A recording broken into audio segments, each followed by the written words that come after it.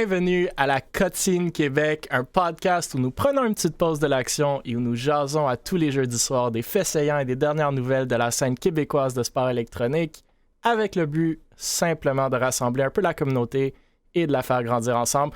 Encore une fois, s'il vous plaît, n'hésitez pas à nous envoyer des nouvelles que vous voyez passer ou utiliser le hashtag Jason Esports, J-A-S-O-N-S Esports.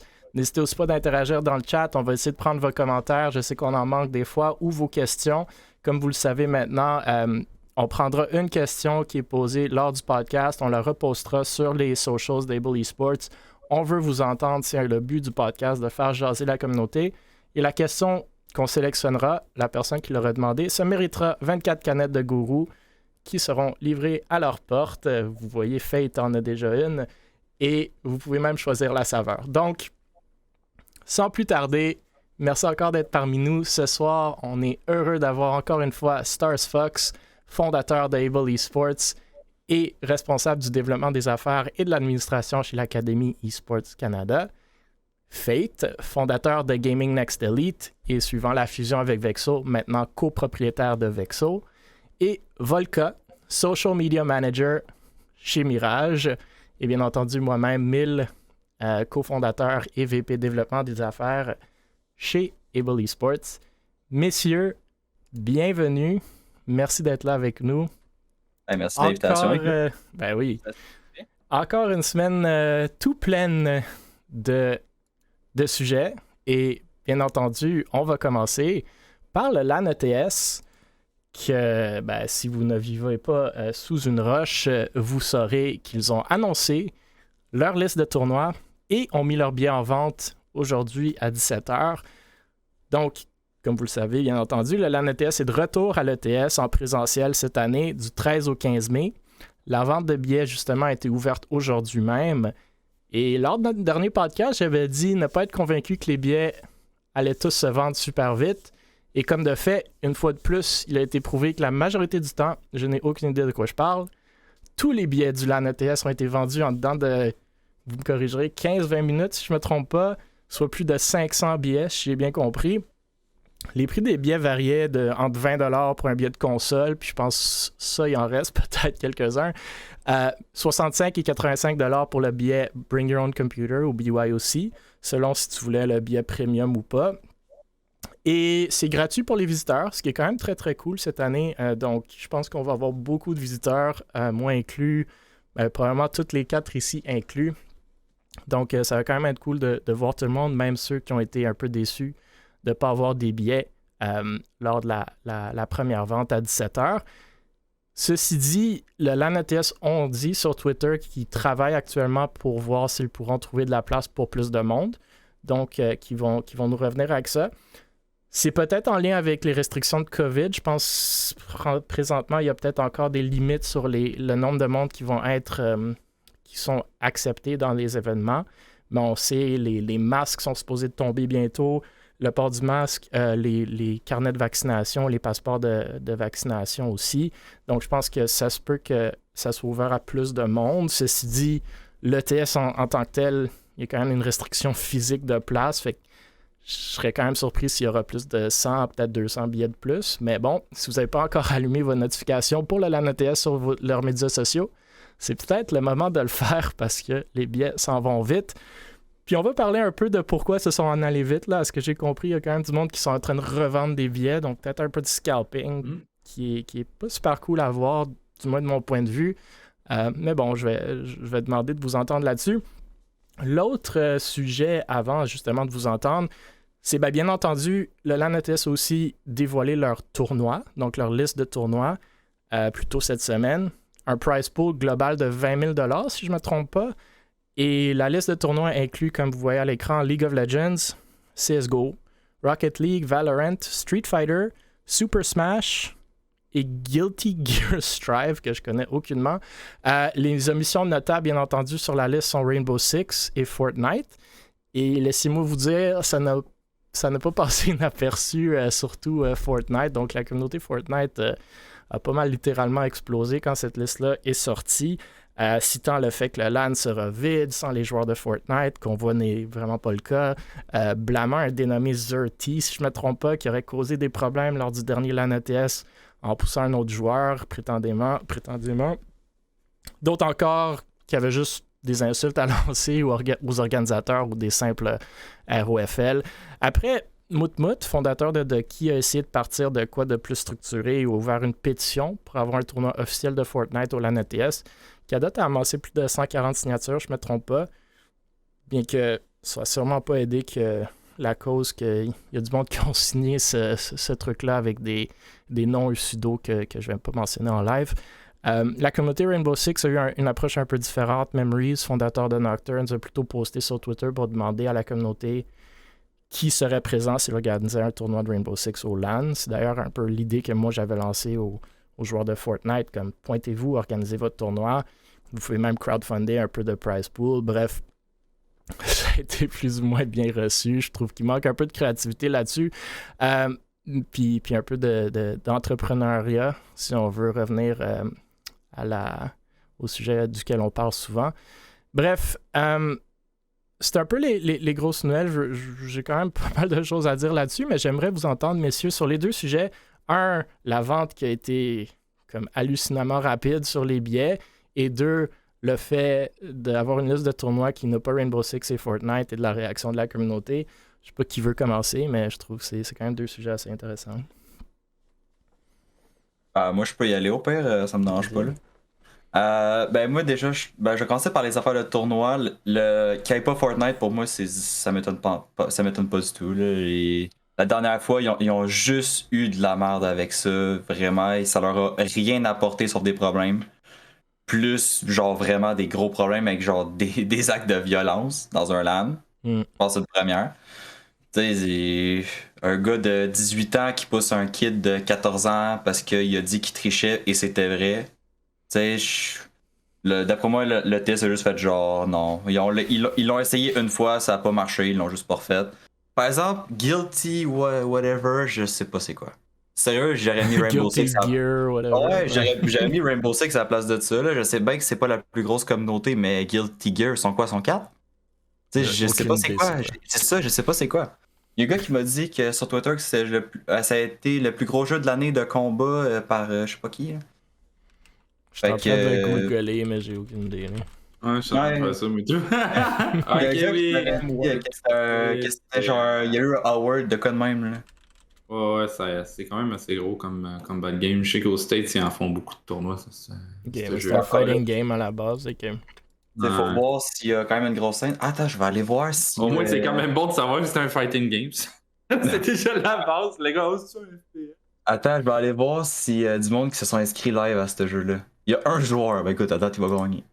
Fox il dit dans le chat, puis je suis pas mal d'accord. Là, la scène de la fighting scene au Québec est sous-estimée.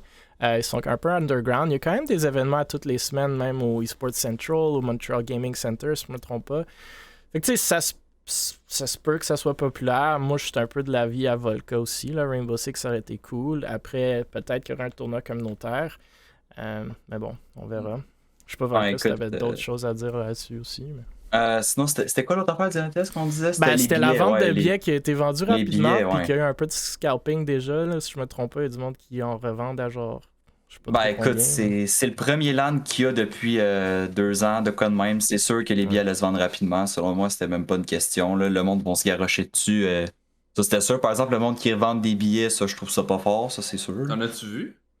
Ouais, j'ai vu des gars sur Twitter à 160. Je pense Fate, tu m'as dit qu'il y avait même du monde qui essayait à 200, 250. Là, c'est fou les prix. Là. Je regarde, 250, c'est plus que le double du prix de l'année passée. Ben, de la dernière fois, en fait. Genre, c'est fou. Là.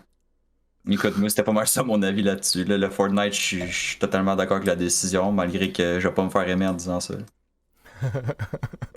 Donc, je suis prêt à recevoir des critiques. Venez me DM sur Twitter. Si Fox, Fate, vous avez des commentaires là-dessus sur ces deux sujets-là?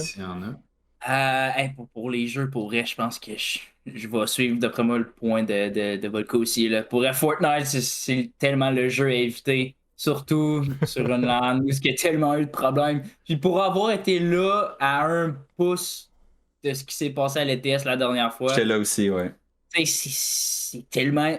Puis la gestion aussi en tant que telle d'un tournoi Fortnite, avec les autres jeux à gérer, c'est tellement quelque chose. Puis les joueurs ont bien beau dire on est capable de gérer, on est capable de faire ci, mais t'essaieras de gérer, de jouer, de parler avec ton monde, puis faire toutes tes affaires, c'est impossible. Organiser un tournoi Fortnite, c'est très compliqué aussi parce que si, mettons, t'as 143 joueurs, un exemple, ben tu fais quoi des 43 autres? Je pense, personnellement, je pense que c'est plus ça. Comme oui, fine, ça a causé des troubles, mais on s'entend que ça peut faire ça n'importe où. Mais oui, c'est vrai que la communauté Fortnite est un peu moins mature, fait que peut-être t'as plus de risques. Moi, je pense que c'est l'organisation de tournoi Fortnite qui en vaut. C'est tellement compliqué. Je sais que les joueurs Fortnite, ils disent avec. Comment ça s'appelle bref, il y a un site web qui automatise le scoring puis tout. Ça se fait super bien, ça se fait facilement, blablabla. Comme, c'est pas ce que j'ai vu. Je reviens à Drummond, il y avait un tournoi qui était comme loin d'être bien organisé. Puis, nous, on a parlé aux organisateurs du LAN ETS. Ça demeure quand même une association étudiante à but non lucratif. Organiser un tournoi Fortnite, il faut que tu te connaisses dans le jeu, très franchement. 2, il faut que tu aies les capacités de créer un lobby. Fine, c'est pas si fou que ça. Il y en a plein qui l'ont. Après, l'observing, tu peux même pas le faire à moins que tu demandes la permission directement à Epic. Puis c'est rare qu'ils te le donnent. Après, ça dépend si tu veux faire du vrai observing ou pas. Nous, on en a organisé des tournois Fortnite, là, puis on a organisé des tournois dans tous les jeux, puis c'est loin d'être évident. Non, on organise un LAN bientôt, puis ça va pas être Fortnite, même si, il y a une belle communauté, dans le sens qu'il y a beaucoup de joueurs de Fortnite. C'est sûr que ça peut être très cool d'avoir ce monde-là. Ça a du following, ça a du viewership, mais dealer avec ce monde-là. Un lobby de 100 personnes, là, pas juste 100 personnes, mais 100 personnes relativement comme jeunes, c'est challenging. Et aussi, ils ont l'adrénaline du LAN, sont très. C'est challenging. Ils ont une coupe de Red Bull dans le corps. Leurs parents sont pas là. Ils n'ont pas leur pilule, là, puis là, ben, ça saute ses chaises. Là. Ouais, mais, ça fait juste. Non, mais effectivement, moi, je trouve que justement, la vente de billets, c'était sûr. Dû au fait que. Moi, j'étais vraiment pas convaincu. Mais non, mais moi, j'étais convaincu. Content de le voir. Je suis vraiment content de le voir. C'était clair parce que le LAN ETS, c'est comme un incontournable dans les LAN au Québec. Tout le monde veut y aller, puis surtout, genre, au LAN ETS, 1 pour les prize pools, puis 2 aussi parce que ça fait longtemps que les gens sont pas sortis. Je pense que la seule chose que je trouve un peu désagréable là-dedans, c'est que les gens qui font des demandes pour des tournois ou des affaires de même que je vois passer, des affaires de pourquoi il n'y a pas ça aussi? Est-ce que vous pouvez nous dire s'il y a ça? Entre parenthèses, même eux autres, je suis sûr et certain qui ont comme vu que les choses du COVID s'assouplissaient un peu plus, les règles du COVID s'assouplissaient, fait qu'ils ont comme fait, bon, ben c'est le temps qu'on le lance, ça fait tellement longtemps qu'on ne l'a pas fait. Donc, ils l'ont fait pour en même temps faire plaisir à la communauté.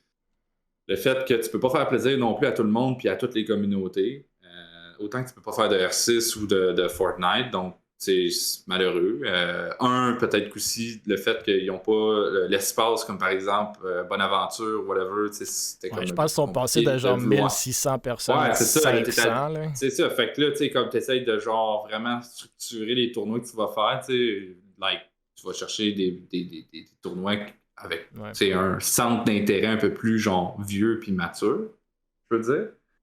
Mais non, à part ça, non, tu sais comme on s'en doutait. Là. Écoute, même comme je t'allais sur le site. Je suis toujours sceptique, j'imagine.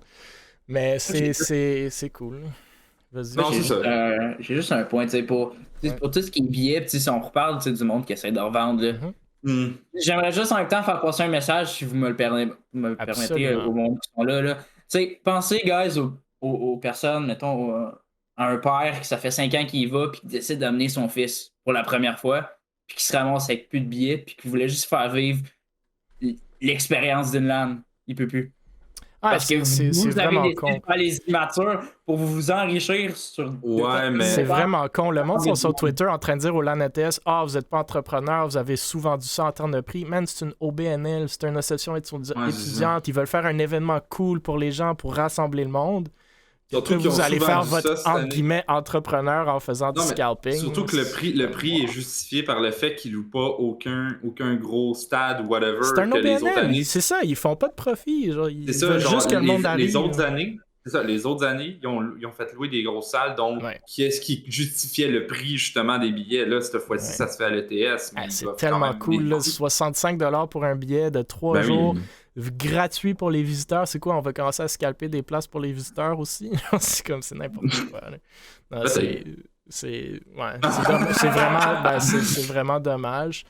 C'est vrai pour du chiolage. C'est sûr. Puis après, tu sais, peut-être la NTS veut faire des trucs avec ça, mais comme je les vois pas non plus une asso étudiante commencer à courir après le monde. Fait que... Bref, écoute, malheureusement, c'est des choses qui arrivent. Moi, je pense que tous vos points sont super valides. Je pense que la décision de tournoi est correcte. Tu sais, le nain qui était sur le podcast avant, puis que ça fait longtemps qu'il est dans la scène, il l'a dit, là, à toutes les LAN ETS, il y a toujours des petits tournois communautaires qui se donnent. Fait que c'est sûr, vous pouvez vous pointer, vous pouvez organiser un petit tournoi Fortnite, un petit tournoi Rainbow, un tournoi de n'importe quoi Fall Guys. Donc, c'est le monde qui chiale là-dessus, fine. Il parle de prize pool, comme... Honnêtement, je vois des tournois à genre 15$ de Fortnite sur Twitter que le monde sont comme « Ouais, je veux jouer. » Après, il y en a quoi? 10 sur 100 qui gagnent un prize. Puis même là, OK, ça paye votre billet puis that's it. Là. C'est comme, je pense pas que le monde vont là pour le prize pool. Après, ils disent « On va pas voir nos amis. » Ben, allez-y, là, sinon, je sais pas. Anyway. Moi, j'étais aussi, pour ceux qui sont abonnés... avec Shakewear. Shakewear a envoyé un courriel à tous pour dire si vous voulez des jerseys pour le LAN ATS, venez nous parler. J'ai trouvé ça drôle. Là. Ça fait 1 an que Shakewear n'a pas posté. Je pensais qu'il était mort, mais pour ceux qui ne le savent pas, Shakewear, c'est une compagnie qui font des jerseys e-sport québécoises. Bref, je tenais à le mentionner. On n'a pas des super... Non, exactement, ma réaction, Volca. Donc, moi, j'aurais pas un direct live. Ben non, ça fait 1 an qu'ils n'ont rien posté. Puis nous, on n'a pas eu une belle expérience avec eux. Puis c'est pas mal quand ils ont arrêté de poster. Donc, je suis surpris qu'ils sont là, mais bon, en parlant d'entrepreneurs... Sponsorise encore l'ETS cette année? Je sais pas avec quoi ils les sponsorisaient. Je pense qu'il leur reste zéro client, là, à ce que je sache. Mais bon, j'ai aucune idée. Bon, on peut passer au prochain sujet. C'est sûr, si vous avez des questions dans le chat du LAN ETS, ça nous fait plaisir d'y répondre ou de moins de donner nos opinions. Mais on va parler de l'UQTR. Donc, l'UQTR, comme on le sait, l'Université de Québec à Trois-Rivières, dévoile la liste des chargés de cours pour son programme, ou son micro-programme plutôt, de sport électronique. Donc, nous avons parlé du micro-programme en sport électronique de l'université. C'est un micro-programme de premier cycle en développement du sport électronique. 1 cours par session, horaire de cours en fin d'après-midi et début de soirée commodal. On ne connaissait pas les chargés de cours. Fait que maintenant, ils nous ont donné la liste. Le premier, Benoît Tellier, responsable du développement du sport électronique à l'UQTR, qui sera en charge du cours Introduction et fondements du sport électronique. La deuxième, Stéphanie Miss Harvey, notamment directrice de développement chez Counterlogic Gaming. On la connaît comme antérieurement une pro joueuse de CS et bien entendu Steph est un peu partout dans l'e-sport au Québec. Elle donnera le cours Enjeux, éthique, santé et bien-être en sport électronique. François Léonin Savard, duquel je viens de mentionner, administrateur chez la Fédération québécoise des sports électroniques, fondateur de la Fondation des gardiens virtuels et de UQAM Gaming, entre autres. Lui enseignera le cours Implantation des programmes de sport électronique. Et Simon Marin, président de DreamHack Canada et ancien président du LAN ETS, justement, qui sera responsable du cours de création d'un événement de sport électronique et du projet intégrateur dans le contexte de ce micro-programme-là. Donc, c'est cool de finalement savoir c'est qui va donner les cours, ou du moins selon moi. Pas tant surpris de voir François être là-dedans, Steph Harvey aussi, que je sais pas où est-ce qu'elle trouve le temps de faire toutes ces choses-là. Très cool de voir Simon Marin, honnêtement, pour ce qui est de l'organisation d'événements d'e-sport. Je pense qu'il peut en amener beaucoup. Après, je sais pas si vous avez des commentaires, des réactions sur la liste des cours, sur la pertinence de ce micro-programme-là, même si on en a déjà parlé un peu, ou sur les chargés de cours. Mais du moins, je tenais à souligner ce sujet-là. Puis si on n'a pas trop de commentaires, c'est pas plus important que ça non plus. Mais je vous laisse la parole si vous avez des réactions. Je pense que je vais commencer là-dessus, ça ne me dérange pas. Là. Vas-y. Tu sais, je regardais la vidéo aujourd'hui parce que en tant que tel, je ne me connaissais pas trop sur justement ces micro-programmes-là. Ce que j'aime voir, c'est le cours que Miss Harvey donne sur l'enjeu éthique et la santé et bien-être. On mentionne très peu ou jamais la santé au sein de l'e-sport. Puis je pense qu'amener ça dans un programme va peut-être conscientiser des personnes sur l'e-sport qui peut-être est un bienfait et mal vu. Justement, quand on parle d'une communauté de gamers au niveau santé, des fois, je pense qu'on le voit mal, on le perçoit mal, ouais, on se laisse aller. Je pense que des cours comme ça, c'est sûr que le reste, je connais pas vraiment beaucoup de monde aussi. Là, si je peux parler un peu des personnes, Léonin, encore là, je le connais de nom et non de background. Ouais. Mais c'est sûr que le programme a l'air super intéressant. Puis les cours aussi, je pense que ça peut aider le Québec puis les mettre sur la bonne voie. Je suis d'accord. Moi, j'avais pas grand chose à dire. Je suis un peu comme Fate, là. J'ai vu la vidéo tantôt. Je connaissais pas l'existence de ça avant ça, pour être honnête. Mais pour le reste, ça a l'air vraiment nice. Puis, tu sais, leur roster, ça peut appeler ça de même. Là. Leur roster, ils ont l'air quand même solides, là, mettons. Là, ils ont pas pris, mettons, des nobody qui sont juste. Ouais. Ils ont pris des gros noms, mettons. Là. Ouais, moi, j'aime beaucoup le projet que j'aime beaucoup là-dedans, puis c'est un peu le seul duquel ils ont vraiment parlé, c'est celui de Simon Marin qui justement, c'est président de DreamHack Canada, c'est cool, mais il fait le projet intégrateur, puis ça, apparemment, ça donne la chance à ces jeunes-là, ben, pas nécessairement les jeunes, mais aux étudiants qui prennent ce micro-programme-là, d'organiser un événement e-sport, soit en collaboration avec le DreamHack ou soit de leur côté. Ça, c'est cool comme expérience, puis c'est justement, ça va être mon opinion sur le micro-programme. Est-ce que ça va être trop théorique ou est-ce qu'il va y avoir de la pratique là-dedans? Moi, genre, du moins avec ouais, puis du moins avec ce projet intégrateur-là, ça me semble au moins avoir un volet pratique qui peut être cool. Après, puis je l'avais déjà mentionné, j'aime le fait qu'on commence à parler d'e-sport, qu'on commence à avoir des programmes e-sport dans les universités et des associations étudiantes. Je préférais presque qu'on ait des cours de e-sport donnés à du monde qui étudie autre chose, parce que je pense que c'est un peu ça qui manque en e-sport. C'est comme des gens en finance, des gens en marketing, des gens en droit, des gens dans des industries qui ne sont pas e-sport spécifiques, mais qui ont une application e-sport. Ça, je trouve cool, le crossover. C'est un micro-programme-là, j'ai comme l'impression que personne ne va le prendre qui ne se connaît pas déjà en e-sport. Fait que je trouve que ça enlève un peu, mais c'est un bon pas dans la bonne direction. Je pense que c'est un bon premier pas dans la bonne direction. Puis je tenais aussi à souligner que Léonin, François Savard, si vous ne l'avez pas vu, il a sorti son article, que ça fait un petit bout qui en parle, sur l'état des lieux du sport électronique au Québec en début 2022. Donc allez voir son Twitter si vous voulez lire ça. C'est pas une longue lecture. Il fait un peu justement l'état des lieux, c'est qui les organisations, c'est quoi les événements, c'est qui les joueurs là-dedans. Donc si ça peut vous intéresser. Bref, si vous êtes déjà dans la scène, vous connaissez pas mal de cette information-là déjà, mais quand même, au moins, comme on dit, on commence à jaser un peu e-sport, puis ça fait parler plus de monde. Non. Pour ce qui est du programme en tant que tel, c'est cool que ça rentre dans une université. I guess, à l'académie, on le fait, ça fait longtemps qu'ils le font, puis ça fonctionne super bien. Beaucoup de jeunes, justement, qui s'inscrivent dans ces programmes-là. C'est sûr que aussi, ça intéresse. Tu sais, qu'est-ce qui est bien aussi dans les écoles, c'est de mettre un peu de diversité, puis comme un peu de passion dans ce qu'on fait. Mm-hmm. Donc, ça, c'est le fun que quand, par exemple, t'es comme quelqu'un qui aime le e-sport, qui tripe e-sport, qui tripe jeux vidéo, etc., puis tu peux, à ton école, aller dans un programme là-dedans, c'est déjà plus motivant 100 fois. Puis comme je vais réitérer ce que j'avais dit la dernière fois qu'on en avait parlé, moi, j'espère juste que là, c'est lancé, que genre les gros noms qui sont dedans, même les gens qui sont dedans en général, c'est des gens qui vont rester. Et non qui vont comme genre ça va genre durer 6 mois, ça va passer out, puis ça va comme un peu tomber dans l'oubli où ils vont comme remplacer ces gens-là par X personnes que personnellement il n'y a aucune expérience là-dedans ou quasi pas d'expérience là-dedans, puis que ça va juste comme tomber un flop. Là. J'espère juste pas que ça va faire ça parce que ce qui est malheureux, c'est qu'il y a des beaux projets qui se font parfois. Souvent au Québec à propos du e-sport ou en général. Puis quelques mois après, ça tombe mort. Puis ben, on dirait que comme ça un peu. C'est un peu échaudé le système. Puis les gens font comme moi, la dernière fois on l'a essayé, puis là ça marchait pas. Fait que tu sais, on leur fera pas.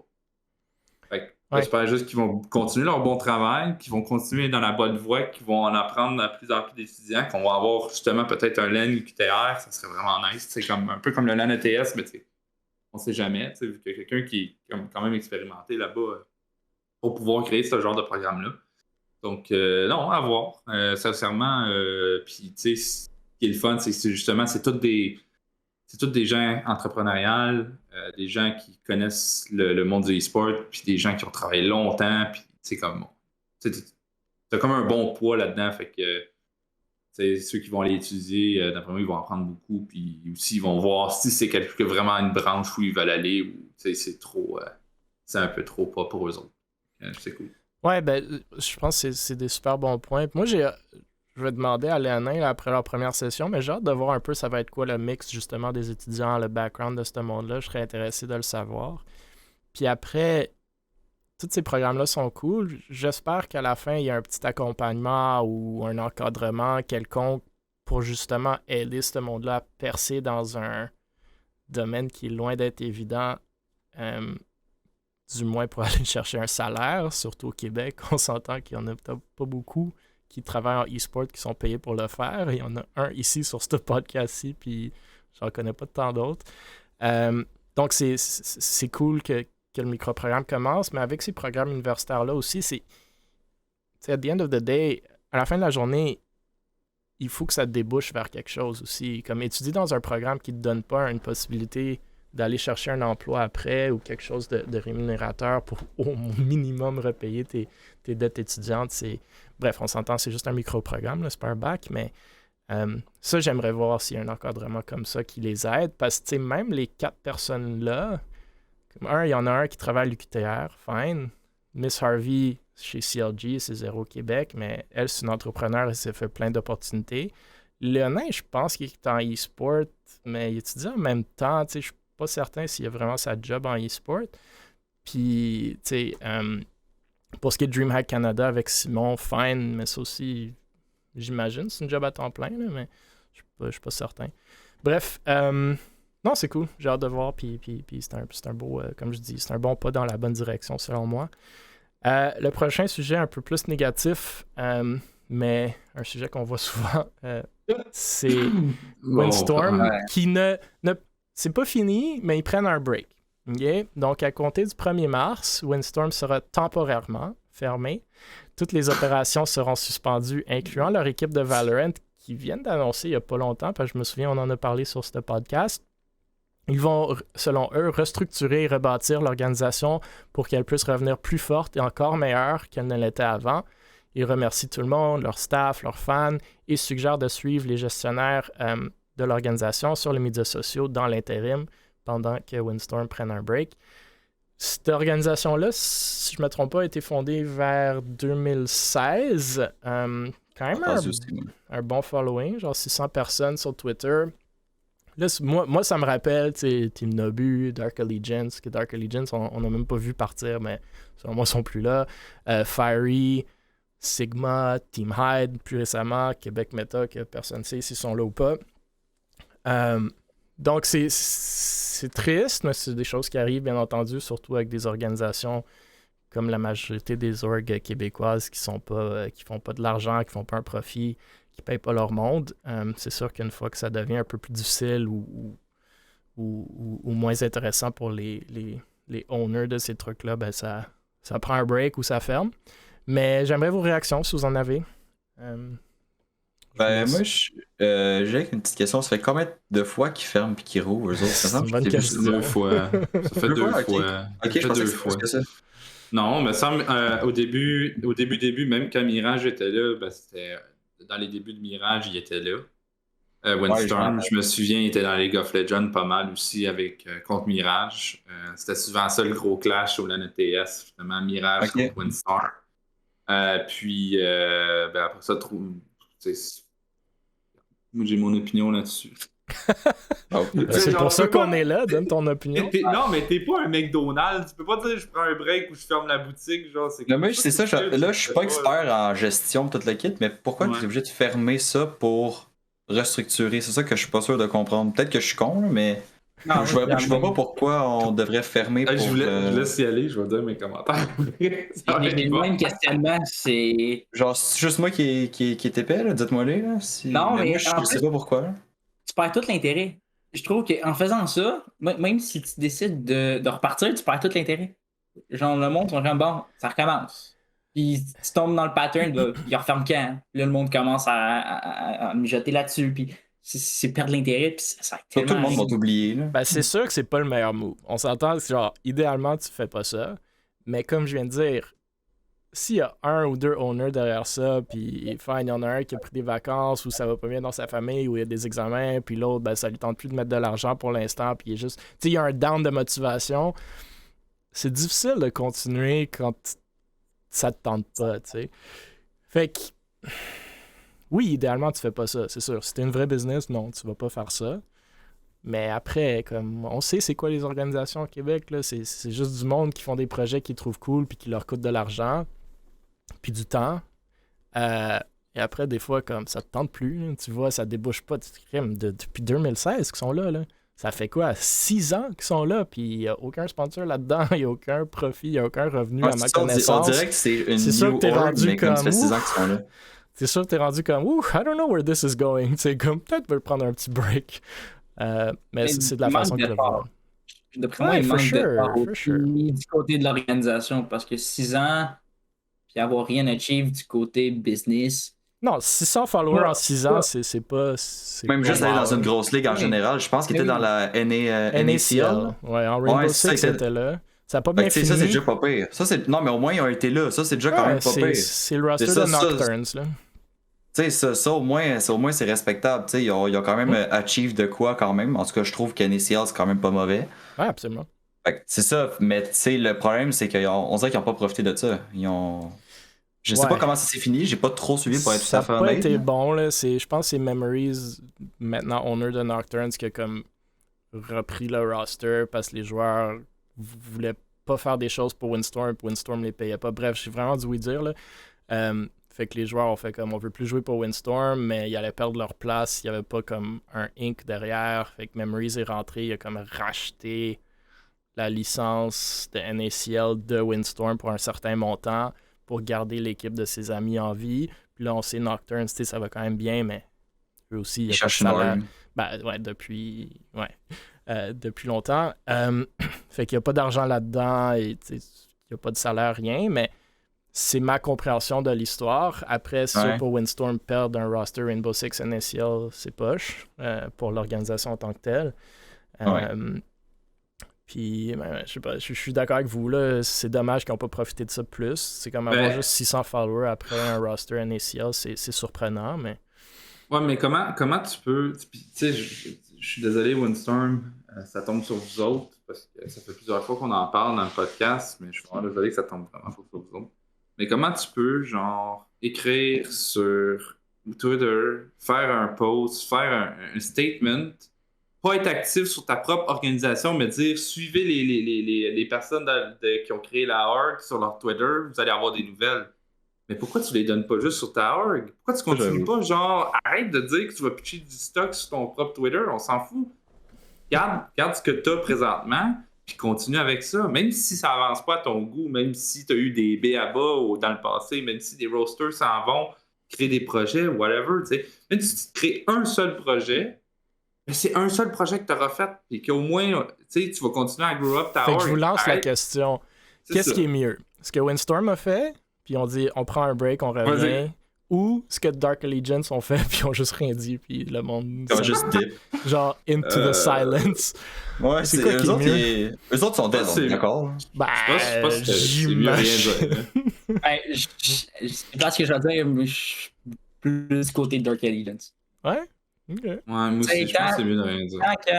Tant qu'à faire de quoi comme ça, qui est pas professionnel à mon avis, puis juste de pitcher ça sur les socials, tant qu'à ça, fais juste aller dans le noir puis il fait juste plus parler, plus rien dire. Non, mais au pire, même pas, tu fais pas rien dire. Au pire, tu fais juste... Pendant un an, tu dis rien, puis tout à coup, t'es revenu. Ben, au pire, tu pitches, des petites affaires de temps en temps, sans trop pas être là. Ouais, un petit retweet, un petit quelque chose. C'est ça, tu dis, telle affaire, c'est passé, whatever. Ils vendent du stock qui existe peut-être pas, je sais pas, mais dis pas genre, non, mais on prend un break. C'est comme on ferme la boutique pendant quelques temps, désolé, on est overstaff, understaff, je sais pas, puis ben, on va revenir dans quelques mois, puis salut, ça va refaire la même chose. Genre, je sais pas. Ou à moins, encore une fois, à moins, là, je vais aller contre-coup de ce que je viens de dire, à moins que vraiment, comme Émile a dit, c'est plus les owners qui sont comme, j'ai des problèmes personnels, l'autre, il veut pas mettre d'argent aussi, puis il y a les études, des choses comme ça, c'est un peu difficile. Of course, ils mettront pas un statement sur leur vie personnelle non plus, là, c'est pas ça qu'on demande. Mais oui, effectivement, il y a deux côtés de la médaille, mais bon. Après ça, moi, ce qui me fait un peu donner le doute sur les problèmes personnels, c'est suivez les owners sur leur page Twitter. Ouais, c'est ça, on dirait qu'ils profitent de ça pour se booster un peu. Si on suit plus ta org, on ne suivra pas. Genre, je sais pas, rendu là, même, continue ta org. Je vais revenir sur le fait que tu disais, on n'est pas un McDo, on ferme pas de même. Puis, mettons, là, tu t'ouvres une boulangerie, tu fermes. Ben, il y a d'autres mondes qui ont le temps de rouvrir. Il y a d'autres mondes. Ah, attendez, je viens d'avoir un DM. Non, tu il est mort! Attends, ta boulangerie qui est là, t'en as d'autres qui ont le temps d'ouvrir. Ben, personne va s'intéresser à ça. Le monde va s'intéresser à ça. C'est pour ça qu'en même temps, je repense à ce que j'ai dit, puis continuer à poster un peu, puis de rester un peu actif pour aider. Mais en même temps, peut-être pas de cette manière-là. C'est drastique pour rien, puis c'est juste vouloir profiter, je trouve, de c'est même pas profiter, c'est juste... Non, c'est même pas profiter. Il n'y a aucune situation profitable là-dedans. Mais c'est juste genre... Dis pas que tu vas prendre un break, puis quand tu veux continuer à te suivre sur les réseaux sociaux. Si tu prends un break, on n'a pas besoin de te suivre. Prends un break, reviens en force. Mais tu sais, il va pas dire genre, hey, venez nous suivre sur nos réseaux, puis voyez ce qui va arriver. Pauvre Windstorm. Bon, écoutez, moi, personnellement, je pense pas que c'est le pire move. Là. C'est correct. Non. Genre, faites-le. Windstorm, je veux pas être méchant contre Windstorm, mais c'est loin d'être comme, oh my god, genre, what a loss. C'est le e-sport au Québec est fini. Comme, c'est correct, c'était une belle org. Ils ont eu des moments, puis comme t'as dit, Volca était en NACL, tout. Je pense pas que c'est le pire move du monde de dire vous prenez un break. Je vois pas l'intérêt, franchement. Là, je suis peut-être un peu du côté de Fade. Genre, au pire, comme juste arrête de poster. Je pense pas qu'il y aurait beaucoup de monde en dedans de 2, 3, 4, 5, 6 mois que si Windstorm aurait pas posté, aurait fait comme oh my god, where's Windstorm? Like, bring him back. Mais peut-être. Puis ça aurait peut-être prouvé le fait qu'ils ont un bon following. Mais bon. C'est quand même dommage les projets qui ferment comme ça. Surtout des projets que justement, ça fait longtemps qu'ils sont là. Il y en a quand même eu des moments, c'est comme tu disais, Stars Fox jouer contre Mirage comme contre en League of Legends, être en NACL, Rainbow Six, comme c'est cool. Il n'y a pas tant d'orgs que ça au Québec qui ont fait ça. Fait que j'espère ils ont eu leur moment. Ils ont eu leur moment là, dans les débuts. Ils ont vraiment eu leur moment. Il y avait my God, il y avait plein de monde de League of Legends dans leur affaire Bowie. Je sais qu'ils étaient populaires, streamers. Il y avait d'autres streamers aussi qui étaient dans la org. Puis ça moussait beaucoup dans ce temps-là. Je sais que leur logo était vraiment différent. Mais non, ils ont eu leur moment de succès. Puis ça a comme. Il reste un peu les. Comment les. Je veux pas dire les épaves du passé. C'est méchant. C'est genre, tu sais, l'ancienne civilisation. Là, c'est comme. C'est les anciennes orgs qui ont commencé. Le old guard, ouais. Puis, tu sais, ça a comme. Disparu avec qui sait, peut-être après leur break, ils auront d'autres moments. Mais justement, en parlant de streamers populaires, Pros, on reparle de Pros, c'est... Yes! Il a fait le top 100 actuellement du FaZe Recruitment Challenge. Fait que nous avons parlé il y a quelques semaines de certaines personnalités québécoises justement qui se lançaient dans le FaZe Recruitment Challenge, dont notamment Pros, Spartan, même Noke, un joueur de Valorant. Je pense que les dernières personnes qui rentrent dans le top 100, c'est aujourd'hui que c'est annoncé. Là. Je sais pas si ça a été fait ou pas, mais bon, ça a été fait. OK. Je sais pas si Spartan est rentré ou Noak, mais Pros le fait, le top 100, c'est loin d'être rien. Là. J'ose croire qu'il y a beaucoup d'engouement derrière ce Recruitment Challenge-là. Je vous rappelle les prix de ce challenge. C'est un signing bonus, si tu es sélectionné, bien entendu. C'est un signing bonus de 1 million de dollars payé en crypto-monnaie par MoonPay, une nouvelle Nissan GT-R et 250 000 dollars en commandite par G Fuel. Je vous rappelle aussi que nous avions parlé de Pros qui s'est joint à la Gaming House de Québec Meta, justement, sans pour autant se joindre à l'organisation. Fait qu'il est physiquement dans la Gaming House de Québec Meta avec justement Spartan et compagnie. Puis le 25 février dernier, donc, Pros annonce la vidéo qu'on voit à l'écran qui est dans le top 100. Là, si je comprends bien, puis vous me corrigerez, je pense que c'est juste une personne qui est sélectionnée à la fin. Donc, il y a quand même une chance sur 100, mais j'ose croire qu'il y en avait des centaines, sinon même dans les 4 ou 5 chiffres là, qui ont dû appliquer à ce truc-là. Fait que déjà, très très cool d'avoir un Québécois dans le top 100 selon moi. Je sais pas si vous avez des réactions, si vous avez des commentaires sur Pros, sur FaZe, sur le Recruitment Challenge. Mais moi, je peux-tu commencer? Ben oui. Parce que d'abord, moi, j'ai quand même eu une longue relation avec Pros, dans le sens où on se connaît quand même. Cool. Ben, tu sais, moi, je l'ai suivi beaucoup dans le temps de Black Ops 3 quand il était vraiment pas connu. On a joué souvent ensemble, tout le kit. C'est vraiment un gars super chill. Mais d'après ce que j'ai compris avec lui, il a jamais été vraiment intéressé à aucune organisation sauf FaZe. Il s'en sac des autres. T'sais, c'est pour ça que d'après moi, il est pas avec Québec Meta, c'est qu'il en a rien à foutre. Il était avec une autre organisation qui s'appelait Team Lycan. Dans le temps, c'était genre un groupe de snipers sur Call of. C'était même pas une organisation. T'sais, il s'en fout. Puis genre, il a fait le Phase 5, le comme 6-7 mois peut-être? Me trompes-tu? C'est quoi le Phase 5? C'est un recrutement de Phase qu'ils ont fait un bout quand même. C'était un peu le même principe que ça, là, du monde qui faisait des vidéos puis tu faisais choisir dans le fond, le même principe un peu. Il a fait le top 25 là-dedans. Fait que, il s'est rendu vraiment loin là-dedans, fait que ça m'étonne pas de le revoir dans le top 100. Moi, je suis pas surpris. Là. Pour moi, il va rejoindre FaZe, ce gars-là, tôt ou tard, il va le rejoindre. Sa première vidéo sur YouTube, c'est lui qui voulait joindre FaZe. Ouais, c'est un peu ce que Moutmout avait dit il y a quelques semaines. Là. Lui aussi, il voyait Pros juste dans une org, puis c'était FaZe. Là. Fait que je pense c'est ça, tu vois, je vois pas Pros dans une autre org que FaZe. Sa première vidéo sur YouTube, c'était un FaZe Recruitment Challenge. il a commencé en voulant ça, puis d'après moi, il va l'avoir un moment donné, un jour ou l'autre. C'est sûr que oui. Mais sinon, c'est pas mal ça. Là. Je suis vraiment content pour lui, puis il mérite en salle. Ouais. Non, c'est ça que je voulais dire, justement, tu sais. Il a fait le top 25, le top 100. Pour moi, c'était assuré. Là. Ah oui. Le gars a tellement une détermination, je pense, que personne a. J'inclus pas tout le monde, mais il y a une détermination tellement supérieure. Il se donne tellement dans chaque vidéo. La qualité des vidéos qu'il fait, c'est quelque chose. Je pense que c'était juste une question de temps avant qu'il l'annonce dans le top 100. Puis justement, comme tu dis, c'est une question de temps avant qu'il joigne FaZe puis qu'il puisse poursuivre le rêve. Il stream en français, right? Ouais, tout le temps français, francophone tout le temps. Puis là, comme tu dis, la qualité de ses vidéos, là, je vais acheter de quoi à ça. Il a engagé Zoltrax, là, pas longtemps, là, peut-être 3-4 mois, à temps plein. Zoltrax, si vous ne connaissez pas, c'est un monteur vidéo juste insane. Ça doit être un des meilleurs au Québec. Clairement, il fait tous les montages de Pros.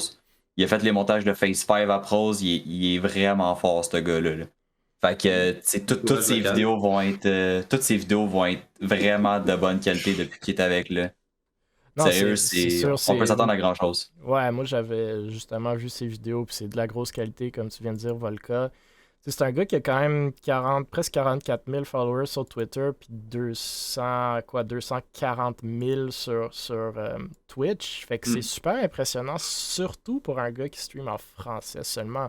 Tu sais, il y a Avery dans le chat qui dit si Pros finit pas comme XQC, le monde va vraiment mal. XQC, éventuellement, à un moment donné, il a switché vers l'anglais, justement parce que ça limite ton viewership. FaZe, est-ce qu'ils ont des streamers qui ne sont pas anglophones? J'ose croire que peut-être oui, non, justement parce que c'était ça son but. Il voulait devenir le premier francophone à rejoindre FaZe et à streamer francophone dans le fond. But, là, c'est très cool. Au Phase 5, c'était ça qu'il disait dans le fond comme argument. C'était, je pense que FaZe est rendu à un point où on peut avoir des multilangues il n'y a pas dedans. Ouais, absolument. Non, il n'y a pas de temps, clairement pas. Il va faire comme MrBeast, il va sous-titrer toutes ses vidéos. En chinois, il va te Mr. faire plusieurs chaînes. Hey, Mr. Beast en français, ça fait pitié. Oh mon Dieu. Non, mais attends, ils ont engagé trouvé des dégueulasse. films pour faire le. Non, mais c'est fou ce qu'il a fait, puis Pros va être rendu là aussi. Il va faire ses vidéos sous-titrées puis transcrites en espagnol. C'est quand même très impressionnant d'avoir un 240 000 sur Twitch en faisant un stream francophone. Là. C'est cool. Ouais. Ah oui. C'est cool. Il le mérite. Ouais, non, absolument. Je l'ai écouté quelques fois, puis c'est du bon entertainment, high quality. Puis... Le gars, il est chill, il est vraiment... Tu sais, je me rappelle à Black Ops 4, j'étais tombé dans sa game juste par hasard. Là, j'étais allé sur son stream, j'ai dit « Yo, je suis dans ta game », il m'a dit « Ok, on quitte, puis je t'invite. » C'est genre... c'est ça. Puis tu peux checker sur mon compte, mon premier tweet, c'est ça. Mon premier tweet, c'est j'avais posté ça en photo, genre. Moi, chez Z1, j'ai joué une game contre Ninja, je me suis fait laser dans le bout de la map. Il voulait pas jouer avec toi. Il voulait pas jouer avec moi après. Non, c'est dommage. Non. Mais non, c'est pas mal cool, sincèrement. Ouais, vraiment. Tu sais, comme j'avais dit, autant Spartan que lui, s'il y en a un Québécois qui arrive à comme, être recruté chez FaZe, c'est vraiment nice. Ouais. Comme, tu sais, je le connais pas vraiment, un peu moins, je pense vraiment moins que Volca. Mais écoute. Ben, tu sais, c'est pas mon ami, là, tu sais, Non, mais tu sais, c'est mon friend, mais tu sais, on a déjà eu quelques contacts ensemble, mettons, Tu connais un peu ouais. son histoire, C'est ça. tu connais son histoire, etc. Je le suivais sur Twitch quand il y avait 2 viewers, genre, j'étais genre le seul dans le chat qui parlait, là, ça fait changement en ce moment, là. Non, c'est ça, fait que c'est vraiment cool. Puis, tu sais, je réitère ce que j'ai dit la dernière fois, s'il gagne la GTA avec les beaux commentaires que j'avais dit... Ouais, c'est sûr qu'il te l'envoie. J'ai aucun doute. Oui, ben oui. Ok, il va aller à Los Angeles sans foutu. Ouais, ça, il n'y a pas besoin de ça. Il va s'acheter une Tesla comme tous les content creators. Le prochain sujet Boum au gaz. qui va être... Peut-être on va laisser Fate commencer ou terminer, je sais pas. On parle de Vexo. Nouveau directeur créatif chez Vexo, fait que JB ou Jérémy B Design sur Twitter. Bon, un message aux designers graphiques qui nous écoutent. Semblerait que créer des rebrands non sollicités pour Able Esports serait payant. On vous rappelle que Memories, fondateur de chez Nocturnes, avait créé un tel rebrand pour Able il y a quelques semaines et presque le lendemain, Victorem l'embauchait pour faire leur rebrand officiel. Maintenant, Jérémy crée un rebrand pour Able le 25 février, qui est super beau en passant. Si vous ne l'avez pas vu, allez checker son Twitter. Il annonce qu'il signe avec une organisation le lendemain et avec l'annonce officielle... des codes, c'est salaires. Ouais, c'est sûr. Puis avec l'annonce officielle qui sort justement le surlendemain, soit le 27 février, de la part de Vexo. Fait que félicitations à Vexo et Jérémy. Vraiment, je pense que c'est un super beau pick-up. Bref, si vous cherchez de la job en tant que designer graphique, c'est peut-être la voie à prendre. Là. Faites un rebrand pour Able Esports, puis quelqu'un d'autre va vous prendre. Mais sérieusement, très très beau pick-up pour Vexo ici, qui avait déjà un super beau design graphique et visuel. Là. On s'entend, entre autres, avec le talent de Zopix. Je pense à Xayard, puis là, Fate, tu me corrigeras si j'en manque, là, mais notamment Zaire de re-signer avec vous, si je ne me trompe pas, comme le lendemain, le 28. Là. Non, vous avez une coupe, hein? C'est ça, je suis en train de penser, vous en avez une coupe. Ouais, il y a beaucoup de focus visuel chez Vexo. Ouais. Fait que, écoute, Fate, je sais pas si tu veux nous en parler de la décision ou justement de votre focus sur le visuel, ou si tu veux terminer, je vous laisse décider. Je vais terminer comme ça, je vais pouvoir revenir sur le gros point. Parfait. Je suis pas Volca, Starsfox, vous avez des opinions sur cette Moi, je pense que t'as pas mal dit ce que je voulais dire à propos de ça. Non, mais c'est correct. T'sais. Non, mais je suis content de voir des rebrands d'Able. Je suis content que les gens nous voient et ils font comme ça. Écoute, je vais en faire un de bon. Ben vas-y, tu vas peut-être être recruté par une autre organisation ouais. pour devenir graphiste.